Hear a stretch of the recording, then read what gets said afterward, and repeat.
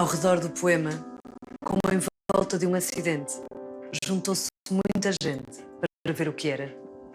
Versos da brasileira Ana Martins Marques no Livro das Semelhanças. Irondina Joshua, poeta moçambicana, também detectou passos em volta das suas palavras. Súbito, vejo um animal carnívoro diante do poema. Escreve no livro Córtex. Viajamos lado a lado como numa edição bilingue. Escreve Ana. Bom dia, digo dentro da palavra. Escreve Irondina.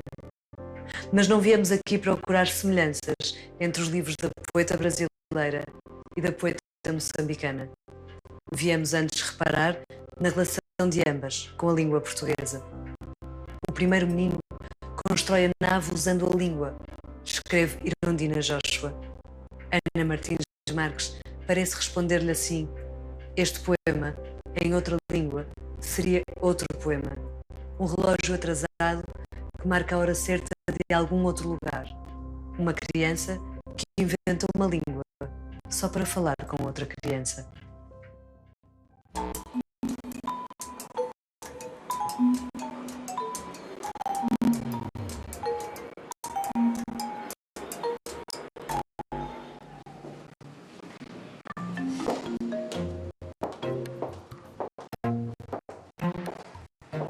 Oh, Ana, eu lembro que quando conheci o Fernando Pessoa, fiquei o ano inteiro só a ler Fernando Pessoa e fiquei muito apaixonada pelo Alberto Caeiro, que é a pessoa, para mim, mais filosófica do Fernando Pessoa.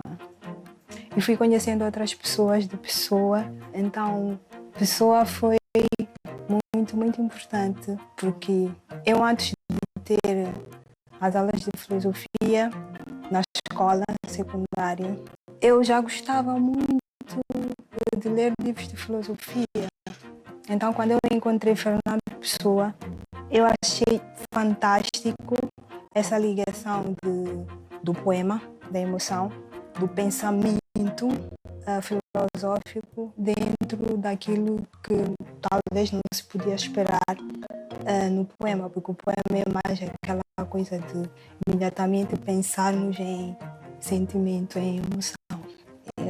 Eu acho Pessoa interessante por causa disso e também por causa dessa possibilidade de se dividir em outras pessoas. Embora eu tenha começado a escrever poesia muito cedo, assim, criança ainda, eu acho que ele fui ler Pessoa na adolescência, provavelmente, assim, bem mais cedo ainda, com 12, 13 anos, assim. Eu me lembro ainda muito do livro, que é um livro que eu ainda tenho, que circulou muito no Brasil, que se chama O Eu Profundo e Outros Eus, uma espécie de coletânea com todos os heterônimos, assim, ou com alguns dos heterônimos, né, mais famosos. E eu tenho a impressão que ali eu não só descobri um pouco a poesia e um certo modo de fazer poesia, mas também uma certa ideia do que é ser poeta, assim. Então, para mim, o Pessoa ficou muito marcado para mim como essa descoberta, assim, do que é ser poeta. Assim. O meu favorito inicialmente, que eu acho que também talvez seja uma coisa um pouco adolescente, assim, era o Álvaro de Campos, mas acho que eu cada vez mais fui me aproximando mais do Caeiro também, assim.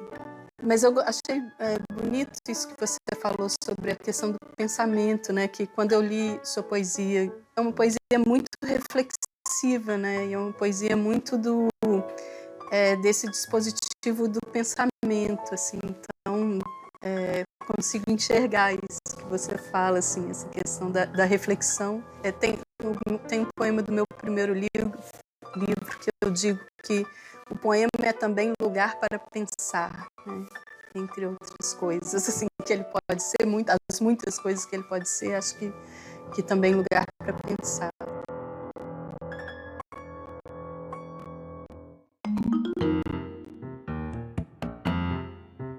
Eu costumo dizer que poesia é o gênero mais ficcional de todos. Quando nós vamos contar a história, por exemplo, do Romeu e Julieta, todas as pessoas sabem a história e vão reproduzir com palavras diferentes, mas vão dizer o enredo, vão dizer a história.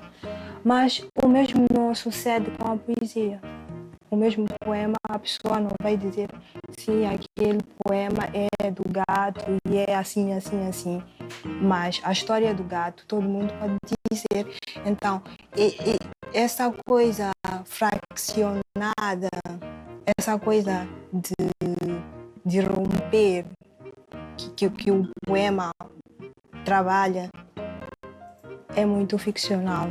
Por isso, às vezes, é tão difícil falar sobre poesia e falar sobre os poemas, né? Porque no caso de uma narrativa, você consegue reconstruir elementos, personagens ou um enredo, assim.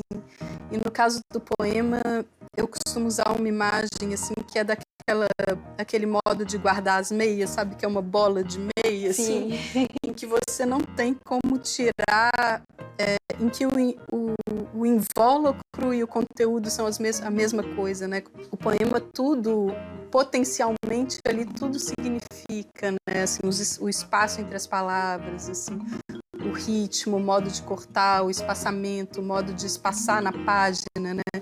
Que é uma coisa que eu achei muito bonita nos seus livros também, assim, os poemas são muito espaçados.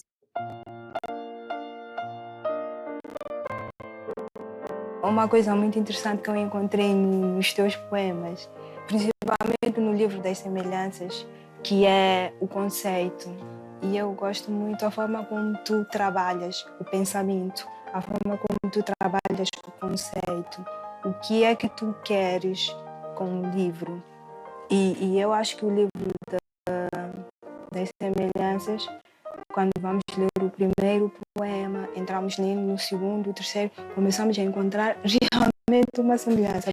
O livro das semelhanças é realmente o meu livro em que isso que é mais construído como livro mesmo, né? E não só como uma recolha de poemas ou uma coletânea de poemas, assim. E é curioso porque normalmente eu não penso num conceito prévio e começo a escrever os poemas. Eu vou escrevendo os poemas e num determinado momento eu decido organizar o livro, mas aí existe um trabalho, eu acho que um trabalho oficinal, que as pessoas normalmente não se dão conta, né? Acham que você trabalha o poema, mas existe também um trabalho de construção dessa espécie de narrativa ou de linha de força, assim, que passa entre os poemas num livro, né? E como eu estava tendo alguma dificuldade para fazer isso, assim, e comecei a pensar sobre o que é um livro de poemas, assim. E aí foi aí que surgiu a primeira parte, que é toda dedicada mesmo, os poemas são feitos como partes do livro, né? Tem um poema que se chama título, um poema que se chama dedicatória, um poema que se chama... alguns têm relação com a questão da tradução ou da língua. Eu penso que nós temos duas línguas, aquela que nós aprendemos a falar, que é esta, por isso tu consegues perceber o que eu digo, e depois tem aquela, a língua da casa, do nosso interior, que não é português, não é inglês, não é nenhuma língua materna, não tem nome, que é aquela que é falada pelo nosso espírito, e é ela que depois vai ser traduzida por uma língua que tem nome e vai passar para um poema ou para uma história. Eu acho isso também incrível na hora de conceber o livro, porque é ali onde nós podemos realmente ser aquilo que não tem fronteiras, a partir de uma outra língua que não podemos nomear.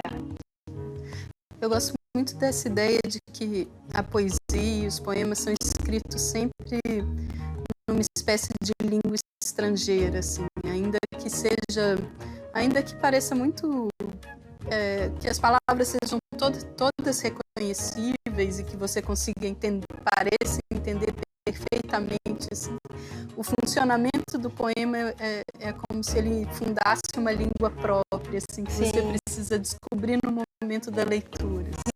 A língua do fogo, A uma língua assim.